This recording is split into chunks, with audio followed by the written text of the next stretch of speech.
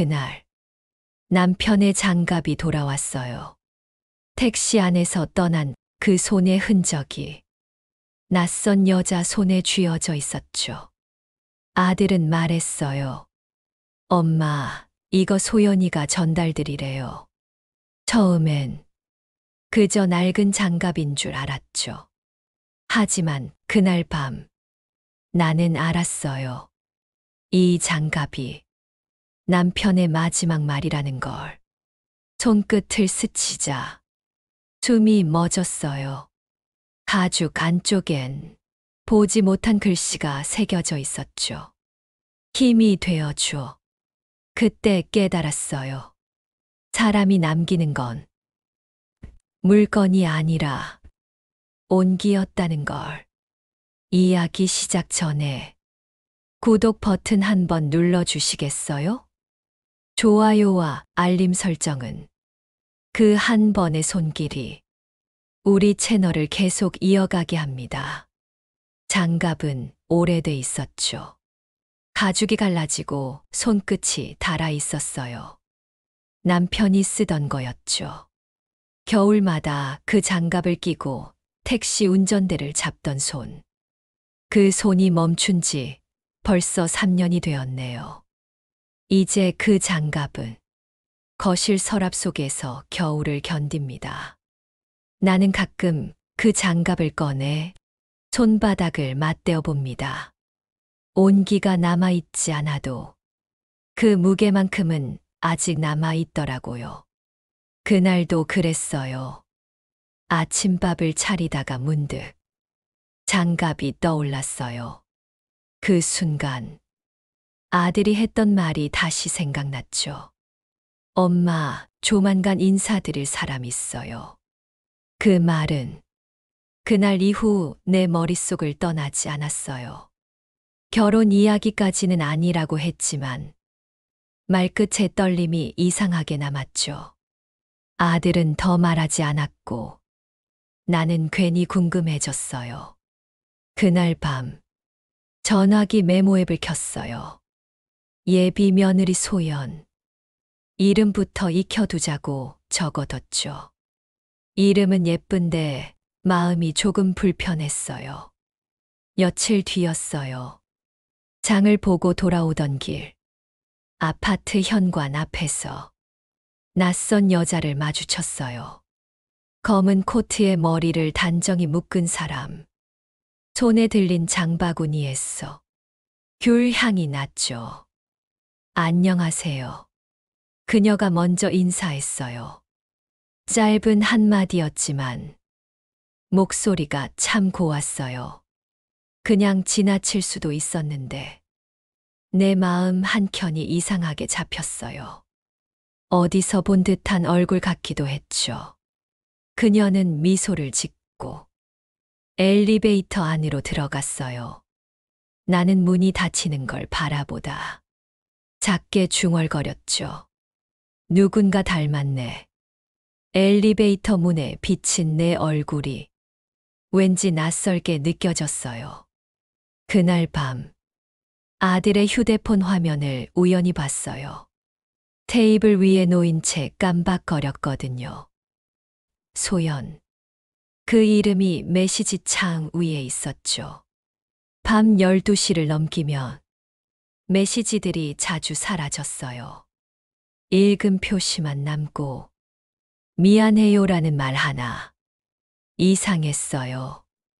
요즘 아이들이야 늦게 연락할 수도 있지만 왠지 마음이 걸렸죠. 그녀는 어떤 아이일까? 아들을 얼마나 아는 걸까? 다음 날 아랫집 아주머니가 엘리베이터 안에서 무심히 말했어요. 위층 세대 새벽마다 나가더라고. 그 한마디가 내 마음속에 박혔어요. 세댁. 나는 속으로 되뇌었죠. 세댁이라니, 그럼 결혼한 사람? 머릿속이 복잡해졌어요.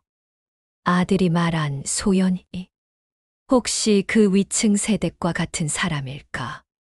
그냥 우연일까? 그날부터였어요. 나는 장갑을 꺼내 테이블 위에 올려두기 시작했어요. 이상하게 그 장갑이 있으면 마음이 차분해졌거든요. 남편이 그랬죠. 사람은 행동보다 손을 봐야 해. 손은 거짓말을 못해. 그 말이 문득 떠올랐어요. 며칠 후 아들은 말없이 집을 나갔어요. 차 키를 챙기며 말했죠. 엄마, 저녁은 늦을 거예요. 나는 고개를 끄덕였지만 속으론 수많은 생각이 스쳤죠. 그 아이를 만나러 가는 걸까? 그녀는 어떤 표정을 하고 있을까?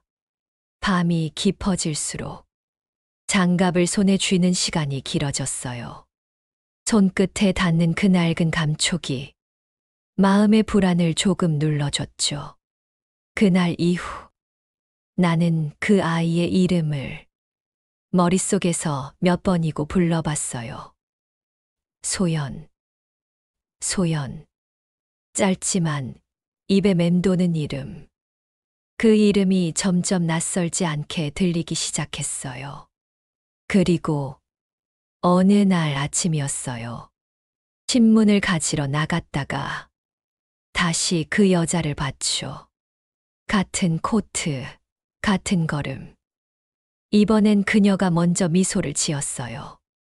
좋은 아침이에요. 짧은 인사. 그 속에 묘한 익숙함이 있었어요. 그녀가 지나가자 귤 향이 남았어요. 그 향이 남편이 생전에 끼던 장갑 냄새랑 비슷했죠. 묘하게 마음이 흔들렸어요. 그날 밤 나는 메모 앱을 다시 켰어요. 예비 며느리 소연 어디선가 본 얼굴. 그렇게 덧붙여 적었죠. 이름을 쓰며 문득 깨달았어요. 내가 이미 마음속에서 그 아이를 찾고 있구나. 장갑을 쥔 손끝이 조금 따뜻해졌어요. 그날의 귤향처럼요. 그날 이후 내 발걸음은 자꾸만 시장 쪽으로 향했어요. 아무 일 아닌 척했지만 가슴속은 자꾸 웅성거렸죠. 소연이 일한다는 백반집. 그 말을 들은 것도 우연이었어요. 아랫집 박 아줌마가 그 아가씨 시장 끝 백반집에서 일한다더라. 무심히 흘린 말이었죠. 그날 밤 나는 남편 장갑을 손에 쥐었어요. 낡은 가죽이 내 손바닥에 달라붙었죠. 사람은 손을 보면 안다. 남편이 남긴 그 말이 오늘따라 크게 울렸어요. 다음 날 거울 앞에서 옷매무새를 고쳤어요. 너무 단정하지도 너무 꾸미지도 않게 그냥 평범한 손님처럼 보여야 했어요. 손에는 장바구니를 들었죠. 장을 본 척하려고요. 시장은 활기가 넘쳤어요. 물건을 사는 사람들, 호객하는 상인들, 그 속을 헤치며요. 나는 천천히 걸었어요. 그리고 그 집 앞에 멈췄죠. 든든한 백반, 하얀 간판이 단정하게 걸려 있었어요. 유리창 안으로는 따뜻한 김이 스며나왔고요. 문을 밀고 들어가자 된장국 냄새가 코끝을 찔렀어요. 그리고 그녀가 있었어요. 어서 오세요. 그녀의 목소리는 낮고 맑았죠. 긴 머리를 묶고 앞치마를 두른 모습.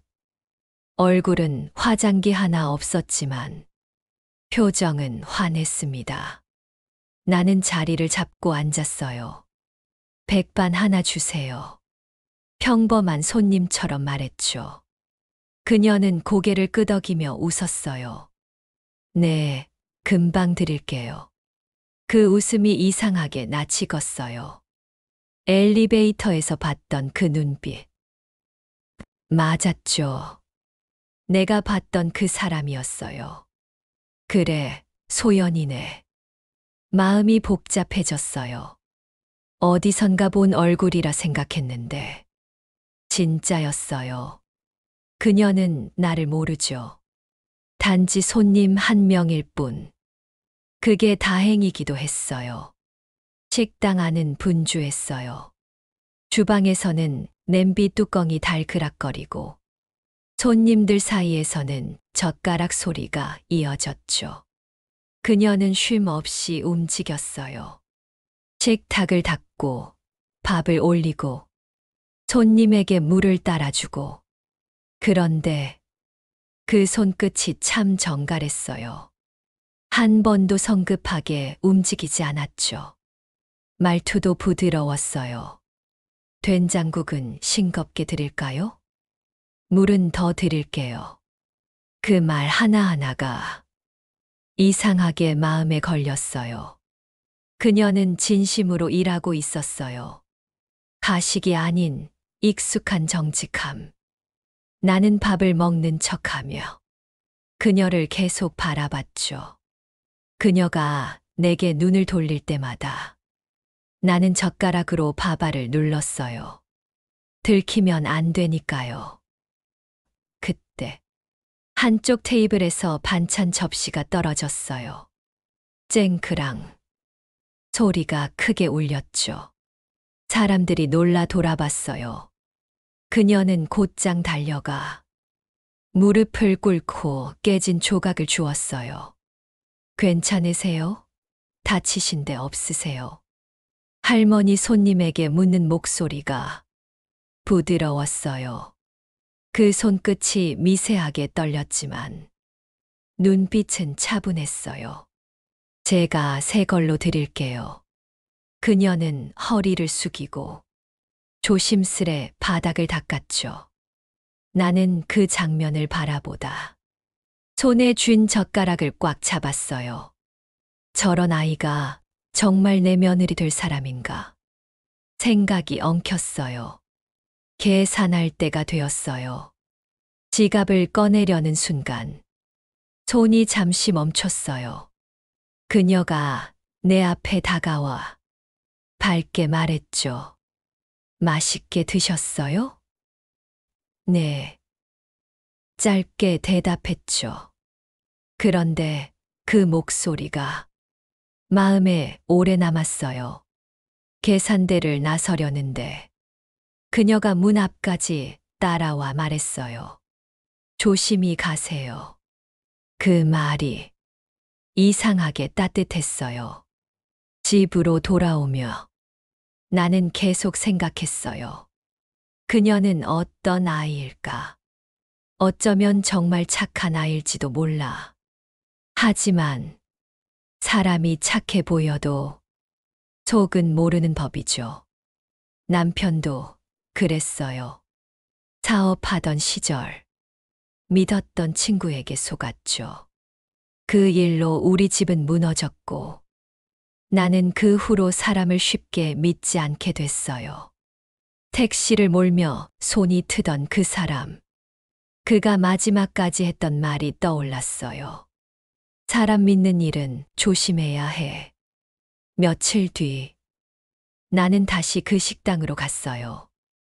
이번엔 오후 늦게 손님이 적을 시간. 그녀는 여전히 그 자리에 있었어요. 반찬을 정리하고 국을 끓이며 라디오를 흥얼거렸죠. 그 목소리 고요하고 단단했어요. 나는 일부러 돈을 덜 냈어요. 지갑에서 5,000원짜리를 빼고 10,000원 한 장만 건넸죠. 거스름 돈은 다음에 드릴게요. 그녀가 말했어요. 괜찮아요. 나는 고개를 끄덕였지만 속으로는 조금 놀랐어요. 그녀는 잠시 내 눈을 봤어요. 정말 괜찮으세요? 그 한마디에 진심이 묻어 있었어요. 집으로 돌아오며 생각했죠. 저런 애가 거짓말을 할까? 밤이 되자 전화가 왔어요. 엄마, 그 사람 말이에요. 아들이 말했어요. 이번 주에 인사드리고 싶대요. 순간 가슴이 철렁 내려앉았죠. 그래, 알았다. 대답은 했지만 머릿속은 복잡했어요. 그녀가 나를 보면 뭐라 할까? 식당의 손님이 아들의 어머니였다는 걸. 그녀도 놀라겠지. 나는 장갑을 꺼내 들었어요. 가죽 냄새가 코끝을 찔렀죠. 손끝에 닿는 그 감촉이 이상하게 따뜻했어요. 그날 밤 메모앱에 이렇게 적었어요. 소연, 내가 본 사람. 조용하고 바른 눈빛. 그런데 아직은 모른다. 손끝이 떨렸어요. 믿고 싶은 마음과 의심하는 마음이 한 손 안에서 부딪혔죠. 이 장갑이 말해줄까? 이번엔 제대로 봐야지. 남편이 그랬듯 나도 사람의 손으로 진심을 읽어야겠다고 생각했어요. 밤이 길었죠. 창문 틈에서 바람이 울었어요.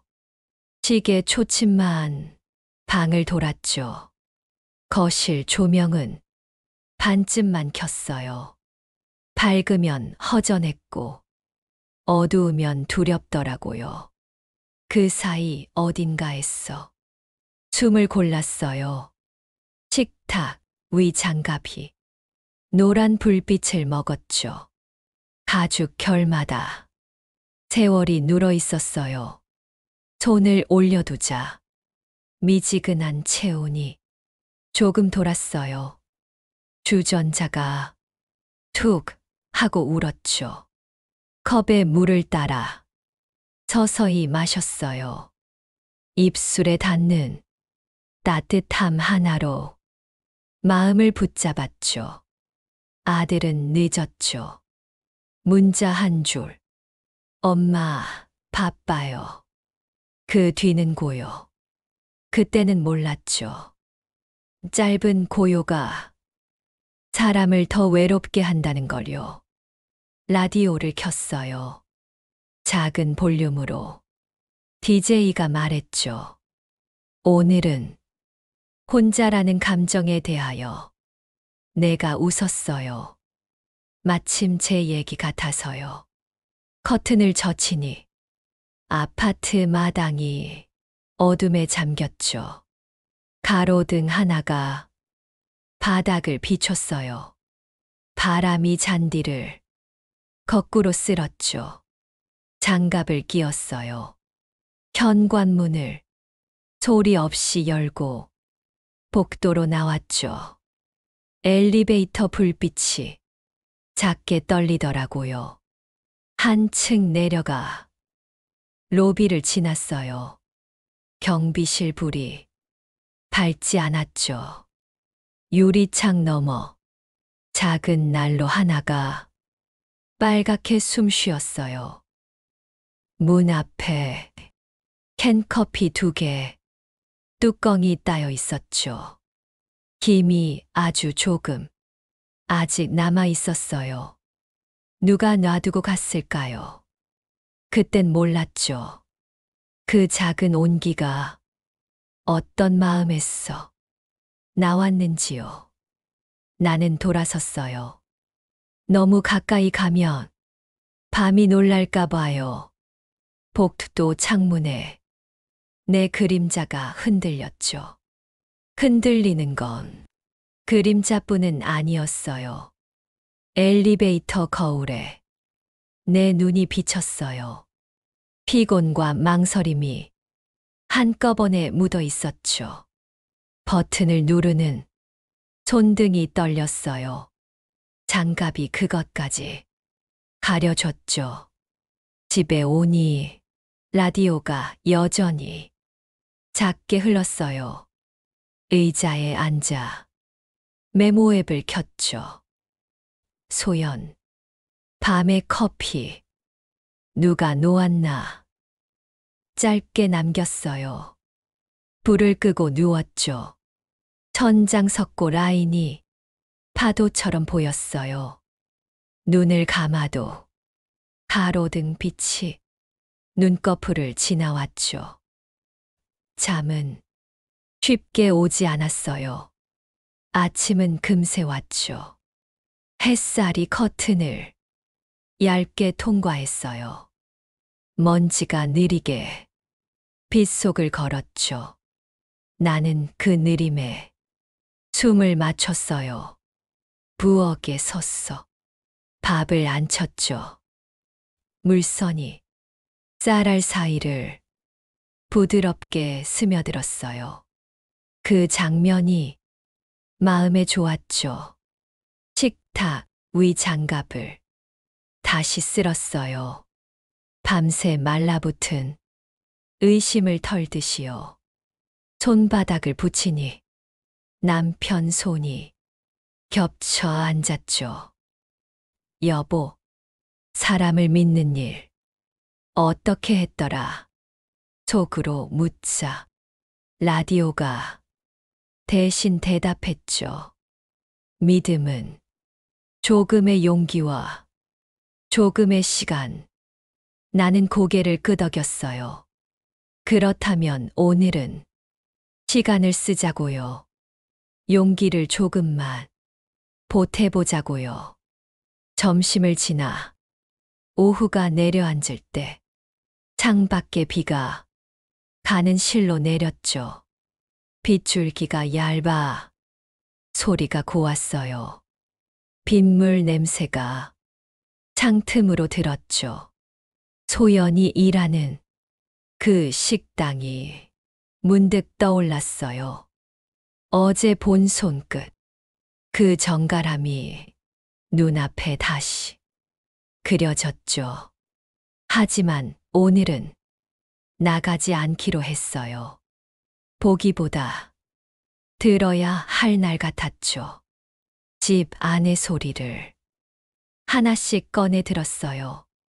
냉장고의 낮은 숨, 먼지 털개가 내는 부드러운 바스락, 주전자 속 물방울의 미세한 울림, 그 소리 사이에 내 심장이 규칙을 되찾았죠. 그때였어요.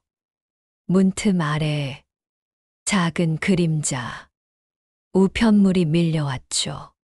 광고지 2장, 그리고 얇은 봉투 하나. 봉투 앞면엔 경비실 도장이 있었죠. 분실물 수령 안내. 눈길이 멈췄어요. 뜯어보니 작은 메모가 들어 있었어요. 어젯밤 누군가 경비실 앞에 커피와 손수건을 놓고 갔습니다. 혹시 메모 끝이 점으로 닫혀 있었어요. 나는 그 점을 한참 바라봤죠. 점 사이로 생각이 흘렀어요. 혹시 그 아이일까? 새벽마다 나간다는 그 발걸음의 주인이 경비 아저씨 손을 따뜻하게 하려던 마음이 그 아이의 마음일까? 나는 메모를 접어 서랍에 넣었죠. 닫히는 서랍 속에서 종이가 작게 울었어요. 그 울림이 가슴까지 닿았죠. 해가 낮게 기울었어요. 빗줄기가 더 고와졌죠. 나는 불을 켜지 않고 거실에 앉았죠. 어둠이 천천히 집 안으로 들어왔어요. 어둠의 발걸음이 의외로 조용했죠. 가끔은 사람도 저렇게 들어오면 좋겠더라고요. 과하지 않게, 조용히, 그러나 포근하게 장갑을 베고 옆으로 누웠죠. 가죽 냄새가 가까워졌어요. 남편이 옆에 있는 듯 했어요. 그땐 몰랐죠. 나는 속삭였어요. 당신이 떠난 빈자리로 누군가 들어오려면 내가 문을 먼저 열어야 한다는 걸. 문은 생각보다 무거웠죠. 손잡이는 차갑고 경첩은 오래됐어요. 그렇지만 여닫을 수는 있었죠. 한 번만 더 힘을 내면 저녁 무렵 아들이 문을 열었어요. 젖은 코트를 벗으며 짧게 인사했죠. 엄마, 다녀왔어요. 나는 웃었어요. 그래, 씻고 와. 그 뒤는 대화가 길지 않았어요. 서로 알고 싶고 말하고 싶은 것들이 있었지만 오늘은 쉬어가자고 마음으로 합의했죠. 아들이 방에 들자 나는 창틀에 기대 비를 봤어요. 유리창에 작은 강이 여러 갈래로 흘렀죠. 눈으로 따라가다 문득 생각했어요. 사람도 저렇게 흘러가면 좋겠다. 부딪히고 갈라져도 결국 한데 모여 조용히 멈추는 강처럼 소리가 없어도 마음이 닿는 물길처럼 밤이 깊었죠. 나는 다시 현관 앞에 섰어요. 오늘은 나가지 않았어요. 대신 문틈으로 복도 불빛을 봤죠. 그 불빛에 내 손 그림자가 작게 떨렸어요. 장갑을 벗어 문 옆에 걸었어요. 문득 깨달았죠.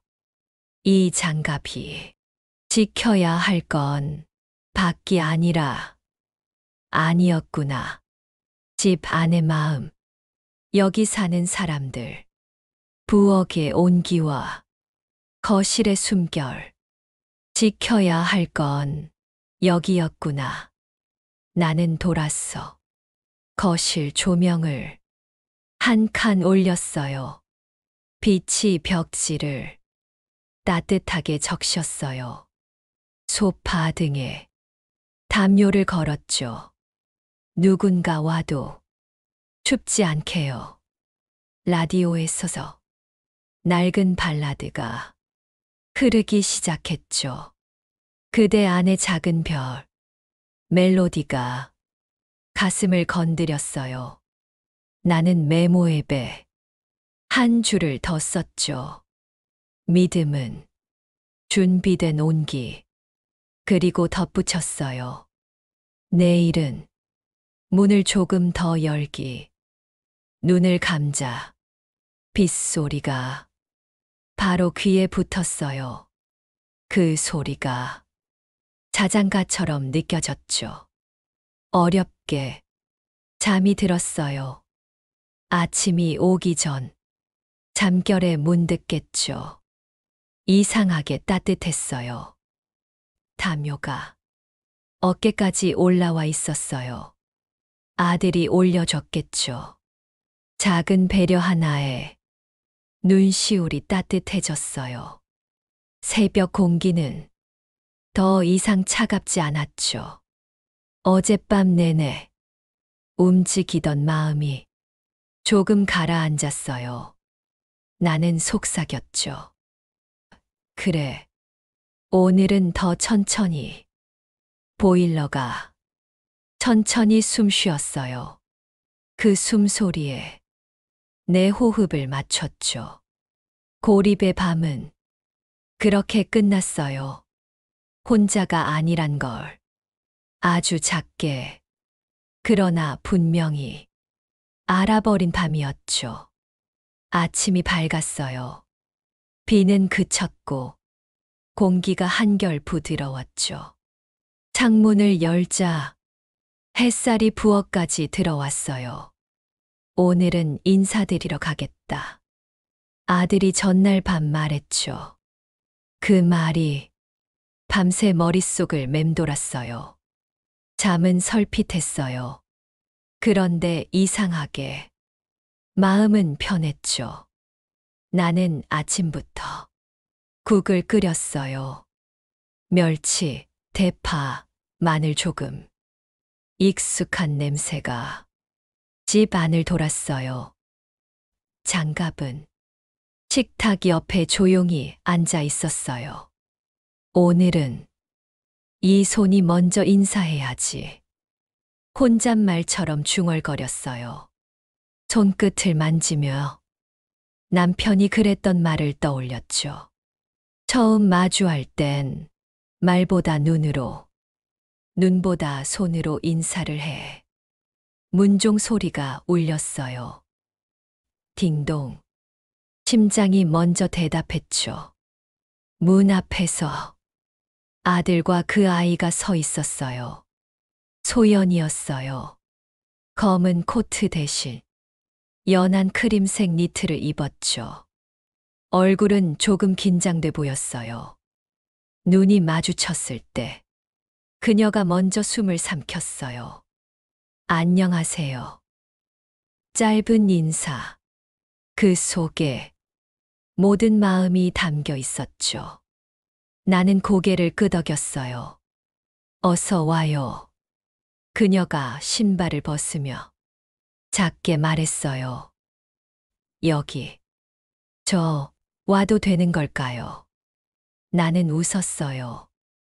왔잖아요. 그럼 된 거예요. 식탁 위엔 된장국 냄새가 퍼졌어요. 아들은 긴장된 듯 물컵을 닦았죠.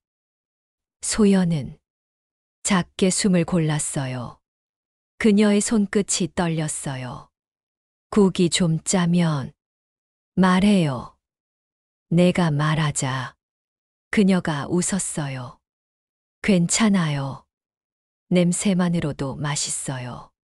그 말에 장갑을 쥔 손이 살짝 풀렸어요.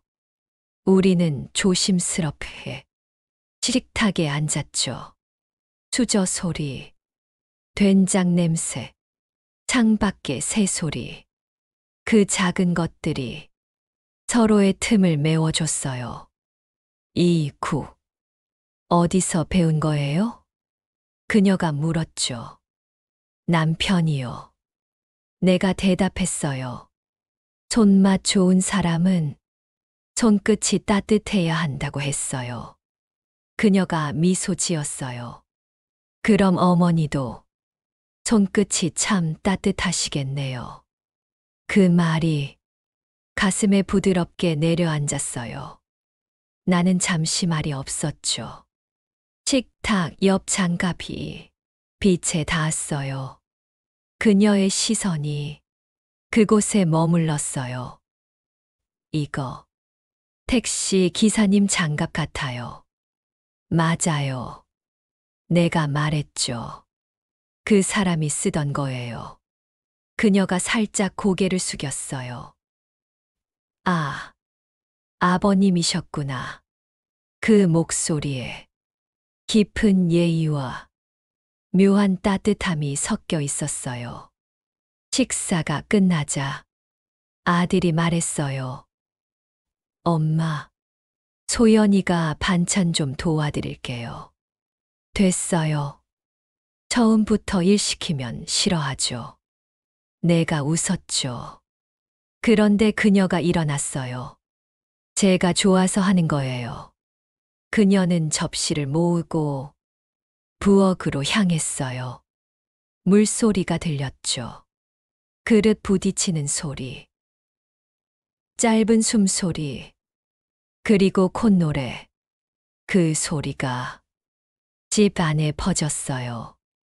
라디오도 꺼져 있었는데 그녀의 목소리만으로 집이 살아났어요.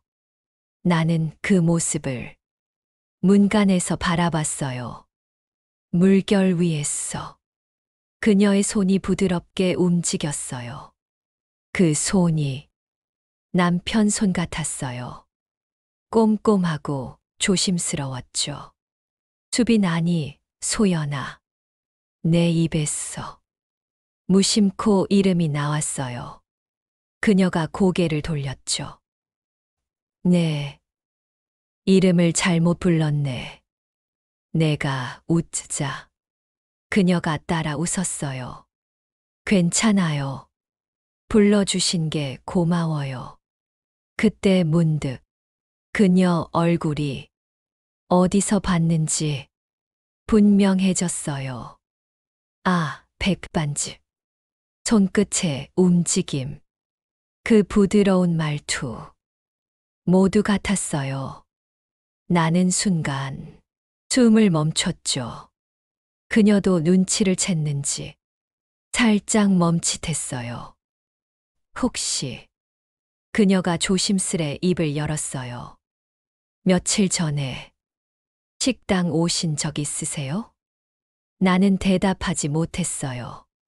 그녀는 부드럽게 웃었어요. 그 손님이 어머니셨군요. 그 말 한마디에 부엌 공기가 멈췄죠. 그녀가 수건으로 손을 닦으며 천천히 다가왔어요. 그날 눈빛이 참 따뜻하셨거든요. 나는 숨을 삼켰어요. 미안해요. 그녀가 먼저 말했어요. 그땐 몰랐어요. 나도 그래요. 내가 대답했죠. 그땐 내가 너무 닫혀 있었어요. 우리는 부엌 한쪽에 마주 앉았어요.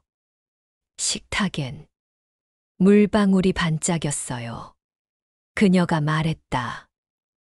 그날 손이 많이 트셨어. 장갑 얘기만 기억났어요. 그래요? 네. 그 장갑이 참 오래돼 보이더라고요.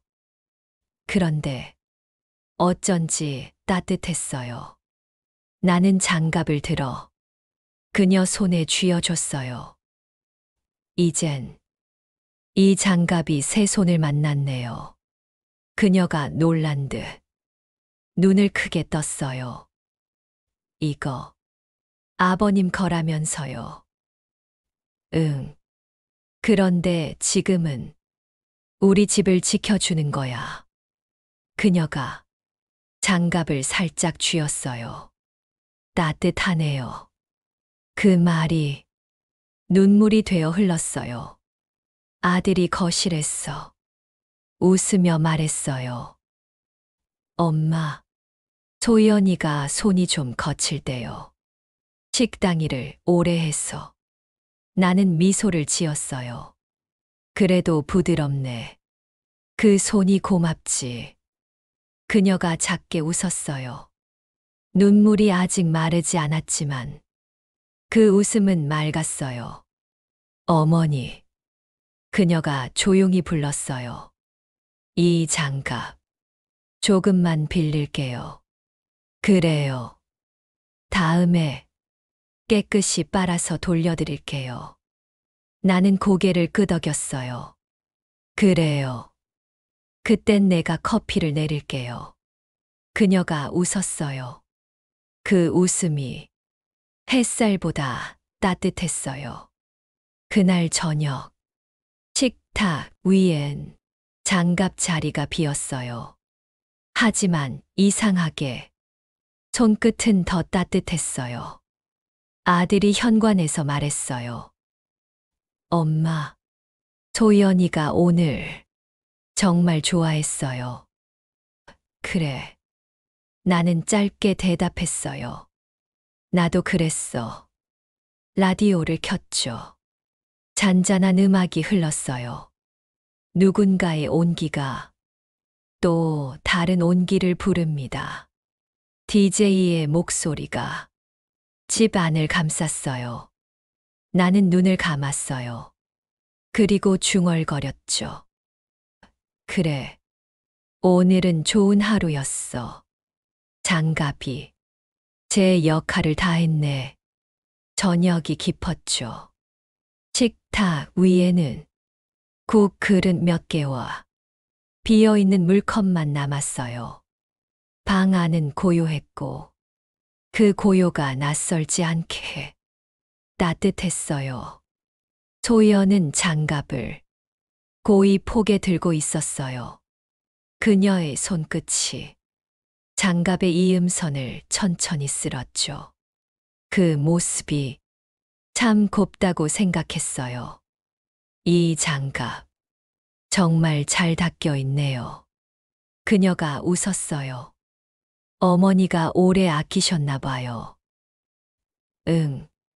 손이 트던 겨울마다 저 손이 나 대신 세상을 잡아줬거든. 그럼 이건 힘의 장갑이네요. 그녀가 그렇게 말했어요. 그 말이 마음에 남았어요. 힘의 장갑. 그녀는 단어를 참 따뜻하게 쓰는 아이였죠. 그날 밤, 소연이 돌아간 뒤 나는 식탁을 정리했어요. 장갑을 제자리에 두려다 문득 멈췄죠. 장갑 안쪽 작은 메모지가 끼워져 있었어요. 구겨진 종이 한 장. 남편이 살아있을 때 택시 손님이 두고 간 영수증 같은 종이었죠. 그때는 그냥 넣어둔 걸 잊고 있었는데 그 종이 끝에 무언가가 적혀 있었어요. 홍은시장 13번 출입구 2020년 12월. 그 날짜, 남편이 마지막으로 나간 날이었죠. 숨이 잠시 멎었어요. 나는 장갑을 다시 쥐었어요. 손끝이 차가워졌어요. 소연, 그날 어디 있었을까? 이상한 생각이 머릿속을 스쳤죠. 그녀의 손끝, 그 장갑을 쥐던 표정, 그리고 힘의 장갑이라던 말. 나는 고개를 저었어요. 아니야. 그럴 리 없어. 하지만 마음이 조용히 흔들렸죠. 밤이 깊어갈수록 그 종이가 머릿속을 맴돌았어요. 그날 남편은 시장 쪽에 나갔고 그 후로 돌아오지 않았어요. 경찰 말로는 택시 사고라고 했지만 확실한 건 아무것도 없었죠. 나는 그날 이후 그곳을 가지 않았어요. 그런데 소연이 일했던 백반집이 바로 그 시장 근처였죠. 그 사실이 다시 마음을 찔렀어요. 설마 아니겠지. 입 밖으로 새어나온 말이 공기 중에 남았어요. 그 말이 무겁게 방 안을 맴돌았죠. 다음 날 아침, 아들은 평소보다 늦게 나갔어요. 소연에게 줄 도시락을 챙기며 미소를 짓더라고요. 그 모습이 좋으면서도 아팠어요. 저 아이는 그냥 믿고 있구나. 나는 아들이 나간 뒤 메모지를 다시 폈어요. 홍은시장 13번 출입구. 그 글씨를 몇 번이고 읽었죠. 손끝이 떨렸어요. 장갑을 가방에 넣고 천천히 문을 나섰어요. 시장은 예전보다 조용했어요. 가게 몇 곳만 천천히 문을 열었죠. 그 익숙한 거리 냄새, 비린내와 구수함이 섞여 있었어요. 13번 출입구 앞, 버려진 간판 아래 작은 자국이 보였어요. 검게 말라붙은 무언가. 사람들은 아무렇지 않게 그 자리를 밟고 지나갔어요. 나는 그 앞에 서서 한참을 서 있었어요. 장갑을 꺼내 손바닥을 맞댔어요. 차가운 바람이 손가락 사이를 스쳤죠. 당신, 이 자리였어요? 그 말이 나왔어요. 숨이 하얗게 새어나왔죠. 그때였어요. 누군가 어깨를 건드렸어요. 어머니? 뒤돌아보니 소연이 서 있었어요. 평소보다 얼굴이 하얗게 질렸죠. 여기, 왜 오셨어요? 그녀의 목소리가 떨렸어요. 나는 대답하지 못했어요. 그녀의 손끝이 가방 속 장갑을 바라보고 있었어요. 그 장갑. 그녀가 낮게 말했어요. 그거 혹시 아버님 거죠? 나는 고개를 끄덕였어요. 그래. 그녀가 숨을 삼켰어요. 저 그날 여기 있었어요. 그 말이 공기처럼 흩어졌죠. 내 심장이 순간 멈췄어요. 그날 비가 많이 왔어요. 제가 손님이 안 와서 가게 문을 닫고 나가던 길이었어요. 그녀의 눈가가 떨렸어요. 도로에 택시가 멈춰 있었어요. 차 문이 열려 있었고 운전석에 아버님이 계셨어요. 나는 숨이 막혔어요. 그녀는 이어 말했어요. 제가 구급차를 불렀어요. 손을 잡았는데 아버님이 장갑을 벗기시더라고요. 그리고 제 손에 쥐어주셨어요. 그녀가 고개를 숙였어요. 그게 그 장갑이에요. 내 다리가 순간 풀렸어요. 장갑이 손에서 떨어졌죠. 그녀가 급히 주워 내게 건넸어요. 죄송해요. 말을 꺼내야 했는데 아니야. 내 목소리가 떨렸어요. 그땐 몰랐구나. 눈물이 저절로 흘렀어요. 그녀가 나를 붙잡았어요. 그날 이후 매일 그 자리를 지나갔어요. 혹시 가족이 올까 해서요. 하지만 아무도 오지 않았어. 그래서 그 백반집 근처에 있었던 거니? 그녀가 고개를 끄덕였어요. 아버님이 제 손에 장갑을 쥐어주실 때 무슨 말인지 몰랐어요. 그런데 지금은 알겠어요. 그게 어머니한테 전해달란 뜻이었나 봐요. 나는 장갑을 다시 쥐었어요. 가죽이 따뜻했어요. 손끝이 떨렸지만 그 떨림은 두려움이 아니었죠. 이 장갑이 내 손에 간 이유를 이제 알겠네. 그녀가 눈물을 훔쳤어요. 어머니한테 미안했어요. 그날부터 나는 그녀의 손을 잡았어요. 아니야. 이건 미안할 일이 아니야. 장갑 사이로 두 손이 맞닿았어요.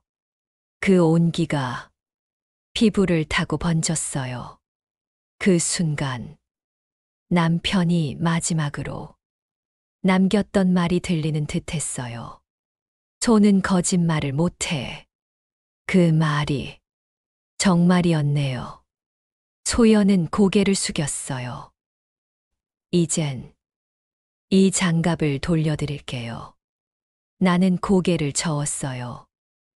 아니, 이건 이제 너의 거야. 그녀의 눈이 커졌어요. 이제 그 손이 이어가야지.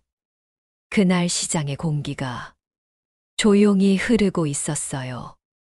바람이 지나가며 장갑 끝을 살짝 흔들었죠. 그게 마치 남편의 손짓 같았어요. 나는 미소를 지었어요. 이제야 알겠네. 당신이 남긴 건 물건이 아니라 사람이었네요. 소연이 고개를 끄덕였어요. 눈물이 반짝였죠. 집으로 돌아오니 불빛이 아직 켜져 있었어요. 아들은 퇴근하지 않았죠. 문을 닫자 고요가 밀려왔어요. 아까까지 잡았던 손의 온기가 아직 남아 있었어요. 나는 장갑을 식탁 위에 올려뒀어요. 빛이 닿자 가죽의 결이 은은히 반짝였죠. 그 안엔 그날의 바람 냄새가 아직도 묻어 있었어요. 의자에 앉히자 몸이 툭 꺼졌어요. 심장이 어딘가로 빠져나간 것 같았죠. 그랬구나. 입술이 먼저 움직였어요. 그날 남편이 나간 이유. 돌아오지 못한 밤의 정적. 그 모든 것의 끝에 그 아이가 있었다니. 그녀를 원망할 수 없었어요. 그렇다고 쉽게 용서할 수도 없었죠. 감정이 아니라 숨이 얽혀 있었어요. 손끝이 떨렸어요. 장갑을 만지자 그때의 온도가 느껴졌어요. 차갑지도 뜨겁지도 않은 살아있는 온도였죠. 당신, 왜 그날 아무 말도 안 했어요? 그 말이 나왔어요. 공기만이 대답했죠.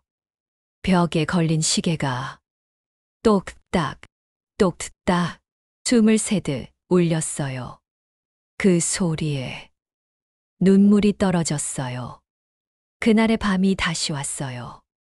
비 내리던 창문, 깜빡이던 가로등, 조심히 다녀와요.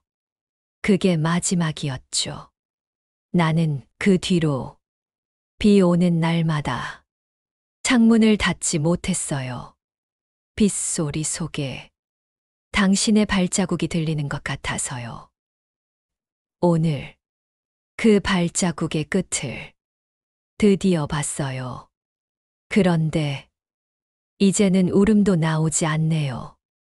식탁 위에 놓인 장갑 한 짝이 조용히 굴러 떨어졌어요. 바닥에 닿는 소리가 너무 또렷했어요. 그 소리가 심장에 닿았어요. 나는 장갑을 주워 들었어요. 손바닥을 마주 대보니 남편 손보다 작았죠.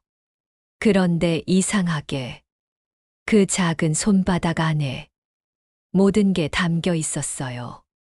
그 아이의 눈물, 당신의 마지막 숨, 그리고 나의 고집까지. 미안해요. 내 입에서 그 말이 나왔어요. 누구에게 한 말인지 나도 몰랐어요. 남편에게, 그 아이에게, 아니면 내 자신에게. 눈물이 끝없이 흘렀어요. 이상했어요. 아프면서도 가슴이 가벼워졌어요. 마치 오래된 먼지가 한 번에 떨어지는 기분이었죠. 새벽이 되었어요. 창문 사이로 하얀 빛이 들어왔어요. 그 빛이 장갑 위를 스쳤죠. 나는 장갑을 두 손으로 감쌌어요. 당신, 이제 괜찮아요. 이 손이 다시 이어줄 거예요. 바람이 불었어요. 커튼이 천천히 흔들렸어요. 그 안에 서서 누군가 웃는 것 같았어요. 그때 현관문이 열렸어요. 엄마, 나왔어요. 아들의 목소리. 나는 눈물을 닦았어요. 그래, 들어와. 아들이 방으로 들어오며 손에 뭔가를 들고 있었어요. 하얀 봉투였죠. 소연이가요. 이걸 전해달래요. 봉투 안엔 작은 편지와 세탁소 영수증이 들어 있었어요. 장갑 깨끗이 빨았어요. 이제 정말 따뜻하네요. 그 짧은 문장이 가슴을 울렸어요. 나는 봉투를 꼭 쥐었어요. 눈물이 또 흘렀죠. 하지만 이번엔 슬픔이 아니라 그리움이었어요. 밤새도록 장갑을 품에 안았어요. 그 안에 서서 누군가의 손길이 느껴졌어요. 남편의 손이, 소연의 손이, 그리고 내 손이 한자리에 모인 것 같았어요. 그게 사랑이었어요. 이제야 알겠어요. 아침 햇살이 부엌 창문으로 스며들었어요. 물 끓는 소리, 커피 향, 그리고 고요. 식탁 위엔 하얀 수건이 깔려 있었어요. 그 위에 장갑이 놓여 있었죠. 밤새 품었던 그 온기가 아직 남아 있었어요. 이제 보내야겠지. 혼잣말처럼 중얼거렸어요. 그 말에 눈물이 또 고였죠. 하지만 이번엔 그 눈물이 따뜻했어요. 나는 장갑을 천천히 뒤집어 봤어요. 안쪽에는 남편의 이름 이니셜이 희미하게 남아 있었어요. J, H, K. 손끝이 그 글씨를 따라갔죠.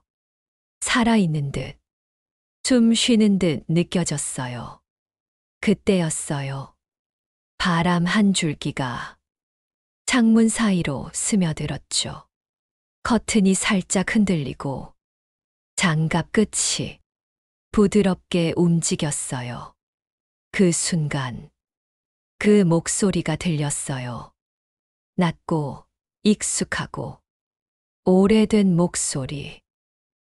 여보. 나는 고개를 들었어요. 하지만 아무도 없었죠. 그럼에도 그 음성이 분명히 들렸어요. 고맙소. 그 한마디, 그 말에 모든 게 무너졌어요. 무너짐 속에서 다시 세워졌죠. 당신이 그 아이를 만나게 한 거죠. 나는 그렇게 물었어요. 대답 대신 창밖에 나무잎이 흔들렸어요. 햇살이 장갑 위로 떨어졌어요. 그 빛이 그의 미소 같았죠. 그때 아들이 부엌으로 들어왔어요. 엄마, 오늘은 좀 얼굴이 편해 보여요. 나는 미소 지었어요. 그래, 이제야 숨이 쉬어지네. 아들이 식탁 위 장갑을 보더니 말없이 의자에 앉았어요. 아버지 장갑이죠? 응. 이제는 우리 모두의 거야. 소연이 그날 오후에 왔어요. 작은 손에 붓꽃 한 다발을 들고 있었죠. 어머니, 이 꽃 좋아하신다 해서요. 나는 웃었어요. 그래, 당신이 좋아하던 꽃이야. 소연은 식탁 위 장갑을 보고 조용히 고개를 숙였어요. 이제 괜찮으세요? 응. 이제야 괜찮아졌네. 나는 장갑을 그녀 손에 쥐어줬어요. 이젠 이 손이 새로운 온기를 만들어야지. 소연은 울먹이며 고개를 끄덕였어요. 네, 어머니. 그 짧은 대답이 긴 시간의 용서였어요. 그날 저녁, 온 식구가 함께 밥을 먹었어요. 밥 냄새, 된장국 냄새, 웃음소리, 그 안에 남편의 목소리도 섞여 있는 것 같았어요. 당신, 이제 됐어요. 그 아이 손에 맡기면 되겠네요. 그 말이 내 안에서 조용히 울렸어요. 나는 눈을 감았어요. 햇살이 얼굴 위로 흘러내렸어요. 식사가 끝나고 소연이 설거지를 하겠다고 나섰어요. 나는 말없이 바라봤어요. 그 모습이 마치 그 시절의 나 같았죠. 손 차가울 텐데. 내가 말하자 소연이 웃었어요. 괜찮아요. 장갑 있으니까요. 그녀의 손끝에 그 장갑이 끼워져 있었어요. 그 장면 하나로 모든 이야기가 끝났어요. 창밖엔 석양이 물들고 있었어요. 주황빛이 식탁 위를 감쌌어요. 그 빛 속에 서서 남편이 미소 짓는 것 같았어요. 이제야 따뜻하네요. 그 말이 속삭이듯 들렸죠. 저녁이 다시 찾아왔어요.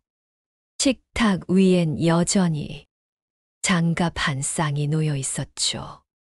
하지만 오늘은 그 모습이 다르게 보였어요. 예전엔 남편의 빈자리를 대신하던 장갑이었죠. 이젠 그 자리에 새로운 손이 닿고 있었어요. 소연이 설거지를 마치고 수건으로 손을 닦았어요. 그 손끝에 묻은 물방울이 햇살처럼 반짝였죠. 어머니, 이 장갑은요? 그녀가 조심스레 묻더군요. 나는 미소 지었어요. 그건 이제 내 거야. 소연이 장갑을 품에 안았어요. 그리고 고개를 숙였죠. 따뜻해요. 이 장갑, 사람 손 냄새가 나요. 그 말이 참 고마웠어요. 아들은 소파에 기대앉아 미소를 지었어요. 엄마, 아버지였으면 좋아하셨을 거예요. 그래, 분명 웃고 계실 거야. 나는 장갑을 가만히 쥐었죠. 그 안에서 남편의 손이 느껴졌어요. 살짝 굳은 손마디, 그리고 오래된 체온. 그 손이 이렇게 말하는 것 같았어요. 이제 됐어. 우리 손이 이어졌으니까. 밤 공기가 살짝 스며들었어요. 커튼이 흔들리고 라디오에서 옛 노래가 흘러나왔죠. 그대 떠난 자리에도 봄은 오네요. 그 노랫말이 그날의 우리 같았어요. 떠났지만 남아있고 사라졌지만 이어지는 사람들. 나는 눈을 감았어요. 손 안에 장갑이 조용히 숨 쉬는 것 같았어요. 당신, 이제 괜찮아요. 이 손들이 이어가요. 그날 밤, 잠이 들기 전 아들의 방에서 웃음소리가 들렸어요. 소연의 웃음이 섞여 있었죠. 그 소리를 듣는 것만으로도 마음이 평안했어요. 남편이 떠난 그 자리에 이제 웃음이 자랐어요. 그게 사랑이 다시 피어난 모습이었죠. 나는 불을 끄기 전에 장갑을 서랍 안에 넣었어요. 잘 쉬어, 이제. 그렇게 속삭였죠. 그리고 문을 닫으려는데 바람이 한 번 더 불었어요. 장갑 끝이 살짝 흔들리며 부딪혔어요. 탁 하는 작은 소리. 그게 인사처럼 들렸어요. 창문 밖으로 봄비가 내리고 있었어요. 빗소리 사이로 남편의 목소리가 들리는 듯했어요. 당신 손이 참 고왔지. 그 말이 여운처럼 남았어요. 나는 살며시 웃었어요. 이제 내 손 아니에요. 그 아이 손이에요. 라디오에서는 조용한 엔딩 음악이 흘러나왔어요. 그 멜로디에 맞추죠. 나는 장갑을 떠올렸죠. 낡았지만 결국 사람을 잇는 손. 그게 우리의 인생이었어요. 서로를 건네고 잡아주고 놓지 않는 손.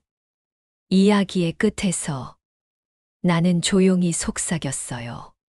당신만 그런 게 아니에요. 나도 그랬어요.